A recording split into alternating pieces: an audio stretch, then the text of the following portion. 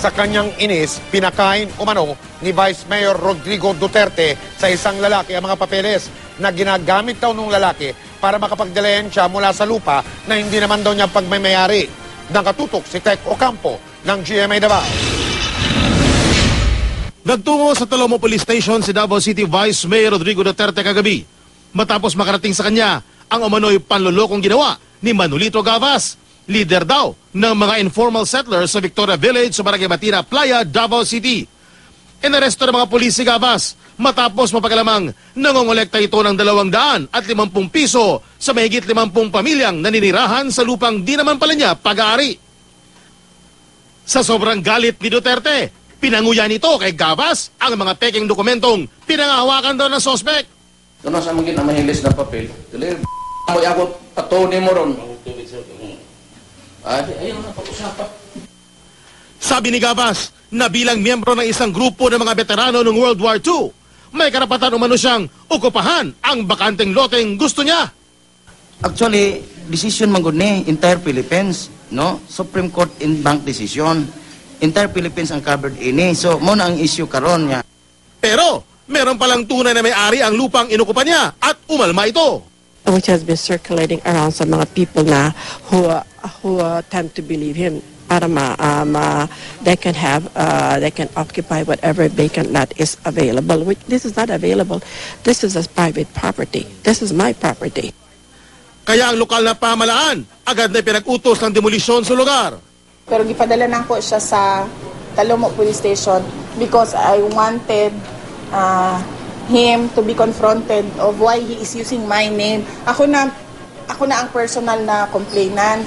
Kaya ginagamit niya ako ang pangalan para sa iyahang pag-lead din sa area. Ang ibang mga residente, voluntaryo na ang giniba ang kanilang mga bahay. Desididong magsampa ng kaso may-ari ng lupa laban kay Gavas. Si Vice Mayor Duterte naman, nangakong papapanagutin si Gavas. Kani pangilad, falsification, estafa, resisting arrest, unya fomenting trouble, alarm and scandal. Wala namang linaw sa ngayon kung may plano si Gavas na magain din ng reklamo kay Duterte, bunsod na naging hakbang nito sa insidente. Tech Ocampo, nakatutok 24 oras. Posible raw makasuhan si Davao City Vice Mayor Rodrigo Duterte matapos niyang pakainin di umano ng papel ang isang hinihinalang swindler. Pero paliwanag ni Duterte, hindi naman papel kundi chewing gum ang ipinakain niya raw sa suspect. May report si Cesar Apolinario. Nitong Lunes ang gabi nagkaharap sa Talomo Police Station sina Davao City Vice Mayor Rodrigo Duterte at Manolito Gavas. Ang akusasyon kay Gavas, naniningil daw ito ng upa sa lupang hindi naman pala sa kanya. Leader daw si Gavas sa mga informal settlers sa Victoria Village sa barangay Mamtina, ang Playa, Davao City. Inaresto ng mga pulis si Gavas, nakuha sa kanya mga peking titulo raw ng lupa na inaangkin niya.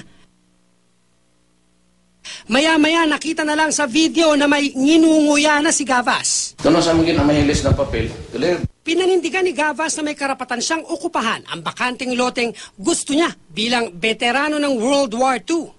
Itinanggi ng Vice Mayor ang mga ulat na pinakain niya ng papel si Gavas. no. Pagtog chewing gum, sapaw na. Humot man ng mint na. Napabuntong hininga na lang si CHR Chair Eta Rosales sa napanood na video. Kung mapapatunayan daw na pinakain ng Vice Mayor ng papel si Gavas, maaaring paglabag daw ito sa Article 11 ng Revised Penal Code kung saan sinasabi na public office is a public trust. And therefore, ang pananagutan mo nasa taong bayan, huwag kang mag-aabuso ng iyong kapangyarihan. Pwede rin daw maharap sa kasong paglabag sa karapatang pantao ang vice-alkalde. Parang law of the jungle. He reminds me of the jungle na walang batas. Walang karapatan ang sino mang opisyal na bastusin, insultuhin at saka i-violate yung dignidad ng isang tao. Aalamin naman daw ng DILG ang insidenteng ito.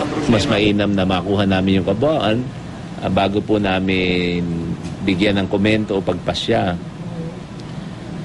Mainam siguro kung sino man yung nagrabyado magpaabot ho ng kaulukulang reklamo para ho may pagbabasihan kami ng investigasyon. Si Gavas wala pa raw desisyon kung magrereklamo laban sa Vice Mayor. Hindi rin ito nagkwento kung pinakain nga siya ng papel o chewing gum. Ang sabi lang nito na makausap ng GMA News sa Davao, sana lang daw huwag maimpatyo sa kinain niya. Cesar Apolinario, GMA News.